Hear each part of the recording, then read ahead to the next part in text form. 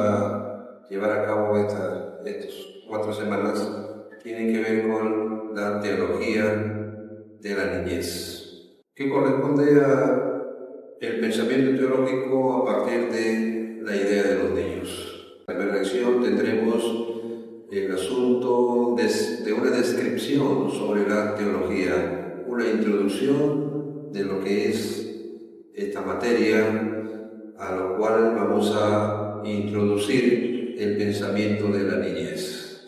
Entonces hablaremos de la introducción a la teología cristiana. Como referencia comenzaremos con la etimología de esta ciencia. La palabra teología deriva del griego teos, que significa Dios, y logos, un tratado, un discurso, un conocimiento. Y en forma básica, la teología es el estudio de Dios, el estudio sobre Dios. Es importante cuando nosotros pensamos que estudiar a Dios se requiere un pensamiento muy amplio, pero en realidad vamos a estudiar lo que Dios nos ha revelado. Hasta ahí estamos limitados. Una definición de teología también es la presentación sistemática de las doctrinas de la fe cristiana. Esa presentación que va en ordenar nuestros pensamientos para ordenar nuestras doctrinas y así poder vivir adecuadamente. El doctor William Barton Pumper dice: es la ciencia de Dios y de las cosas divinas que están basadas en la revelación por medio de Cristo. Asimismo, eso está sistematizado dentro de la Iglesia. Es importante el estudio de Dios, es importante tener una idea acerca de Dios, porque el concepto que uno tiene nos pone en una situación de vida. Ese concepto que uno tiene acerca de Dios es importante para la formación de nuestro carácter y para desarrollar nuestra religión. Pero nos preguntamos, ¿por qué estudiar teología cristiana? Fácilmente mucha gente vive creyendo mentiras, vive engañándose a sí mismo, vive predicando falsedades. Por eso es importante, como dijo Jesús también, la verdad nos hace libres. Y la teología cristiana debe ser ese descubrimiento de la verdad, un refugio para el hombre. Lo que corresponde a la salvación y al carácter santo va a depender mucho de qué es lo que nosotros creemos. La teología sirve como una inspiración para que nosotros tengamos un compañerismo con Cristo, para que tengamos un camino agradable con el Señor, conociéndolo a Él y siendo acompañado por su presencia. Ahora, la teología se le conoce como un estudio de la realidad. Tenemos que reaccionar pensando teológicamente en las cosas que pasan en el mundo. Pero la teología estudia las realidades, primero, que están escritas, las realidades del reino de Dios. Hay una serie de hechos que constituyen el sistema cristiano, los cuales también son el fundamento de la teología cristiana. Estos son hechos reales: la persona de Cristo, la obra de Cristo, la Iglesia, la Biblia como un libro real y un libro de historias, no solo narraciones, sino historias. Eso significa realidades.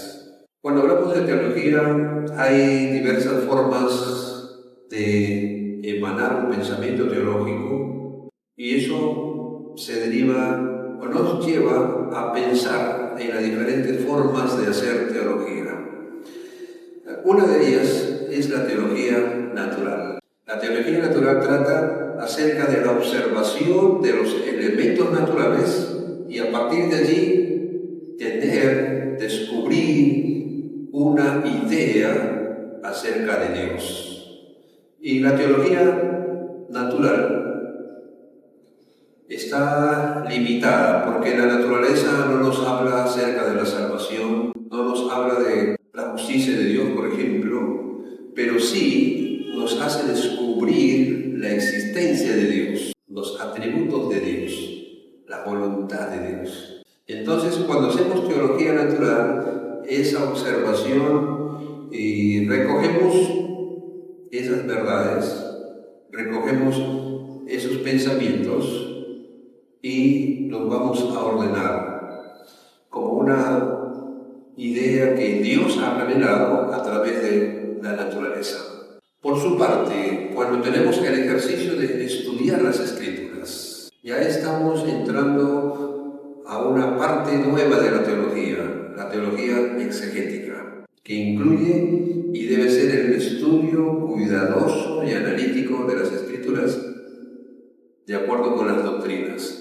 Esta teología comprende el estudio de la época, de orígenes, del contenido, todo respecto a las Escrituras. El tiempo que fue escrito, el autor, la composición literaria y esos detalles que tienen que ser estudiados para descubrir de la Escritura el mensaje original. Y por supuesto eso tendrá una aplicación para nuestro contexto actual. Ahora, cuando nosotros comenzamos a hacer una historia de cómo comienzan las doctrinas y cómo se han ido desarrollando a lo largo del tiempo, ese ejercicio toma el nombre de teología histórica. Se estudia una doctrina a partir de las primeras menciones a lo largo de todas las Escrituras. Ese movimiento histórico de las doctrinas es teología histórica. Y está en dos partes, porque una es la que corresponde a la Biblia y la segunda parte es a partir de las doctrinas que ha desarrollado la Iglesia después de la Biblia.